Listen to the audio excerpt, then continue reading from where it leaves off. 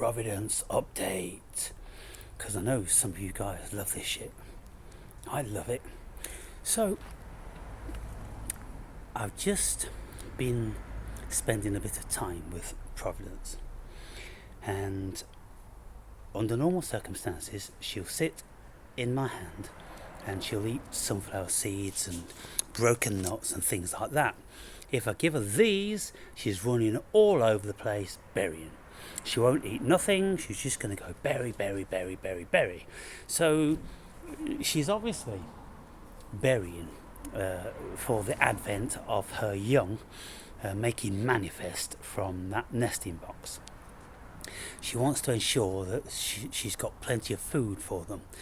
And she is ferociously defending them. And so there's only one other squirrel, and it's a young female that frequents this garden at this moment in time. All the rest of them, probably like Providence, have their own young, and they're staying very, very local to where their dray is. And so you don't see them because they spend most of the time there, and they're only local because they want to be in hearing sound of their dray. And as to why the males aren't here, well, there's plenty of food everywhere else. So anyway, Providence, she comes to sit in my hand, and then her ears are up like this, and I'm like, oh, who's coming? And she knows whether another squirrel is coming 100 meters away. And she sits there and she's frozen and her ears are up, and then I see this other female. And the other female will manifest somewhere in a tree or under the fence. And so Providence is just looking. And then when the squirrel comes mosey on down, all of a sudden Providence bolts! She runs like a cheetah. You know, with two front paws in the front and two pushing and proper like a cheetah.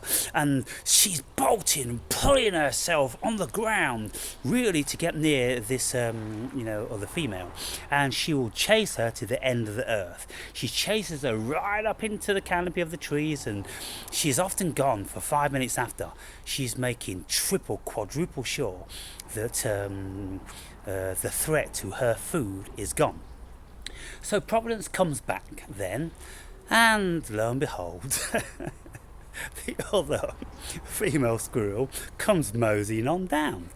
And so Providence was eating out of my hand, and she was very busy eating, and so she seemed very overly consumed with that. And the other squirrel was about 1.5 meters at my feet, feeding on some sunflower seeds on the floor.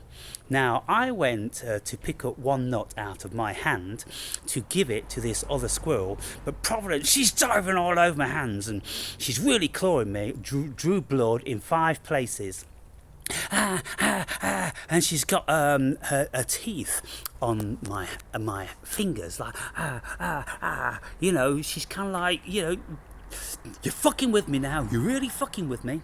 And so you can see here, so she's done that, and it's an everyday occurrence that those razor sharp claws are drawing blood. Now, she doesn't intend to hurt me, because if she did, she would bite me. But she only ever puts her teeth on me. Is it to say, oh, I'm warning you, if you keep feeding these other squirrels. So anyway, I went down to pick this other nut, and Providence is all over me like this.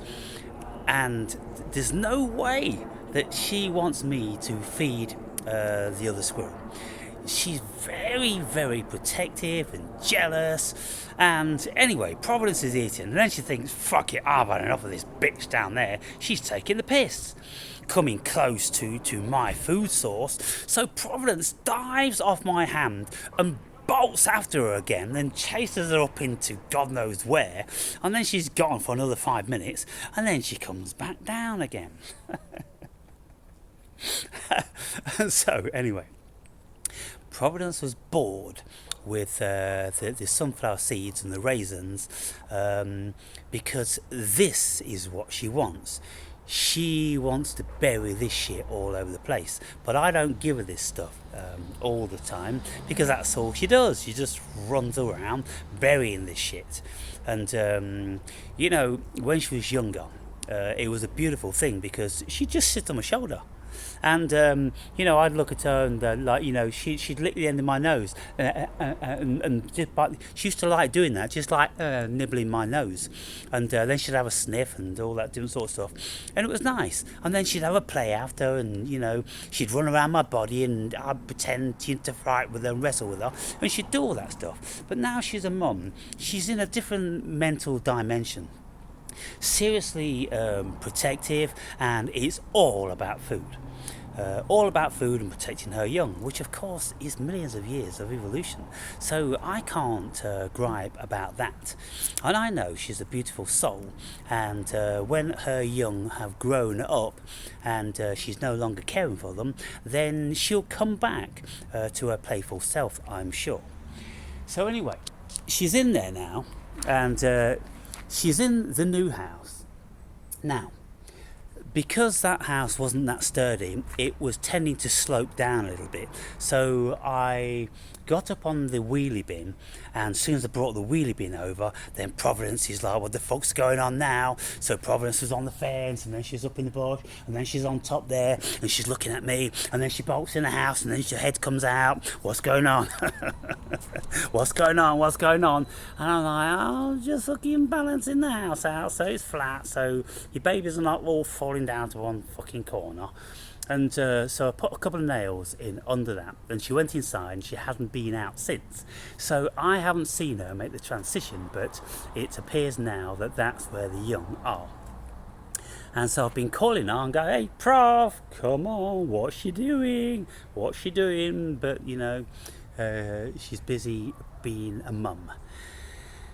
And so it's a beautiful thing, and in a few more weeks they'll have fur, and I think it's about 8 or 10 weeks before the eyes even open, people.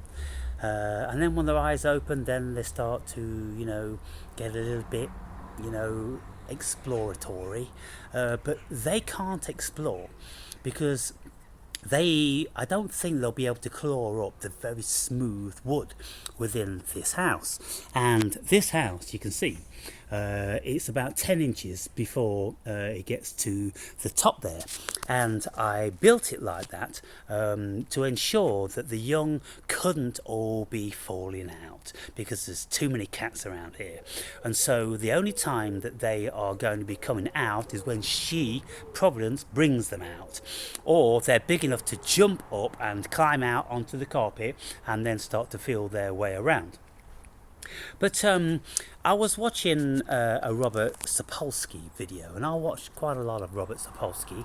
He is a neuro scientist and a primatologist, and for about 30 years he studied baboons, and he wrote a book. Well, he's wrote many books, best-selling books, but one of the books was titled Why Zebras Don't Get Ulcers. And what he's inferring is that animals, in general, they don't fret unduly. They will only be in a state of anxiety when there is an immediate threat. When the immediate threat is gone, like lions on the African plain or any other predator with any other animal, then within 2 minutes after the predator's gone, they are back to grazing and doing everything normal. Now,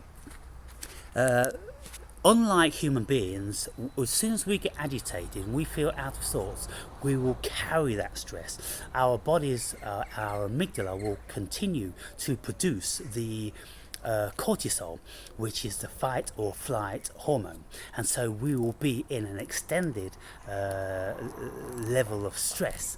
And of course, because of modern societies now, we are under constant stress, and this is why many people are, drained all the time, because their amygdala is working 24/7, even in their sleep, dreaming about being stressed and shit like that. But with animals, and like Providence and like this other young female, now what I've noticed is that the young female will bolt away when Providence chases her, but as soon as Providence has stopped chasing her, she's coming back to the food source, as if to say, I don't give a fuck, you can chase me all day long, but when food's involved, I'm coming. So she'll come straight back, and it's kind of like Providence is like, this bitch is insufferable, so Providence will jump off, and then she'll be chasing her again. Sometimes she catches up with her, and then I hear a bit of squealing going on, where Providence is kicking her ass.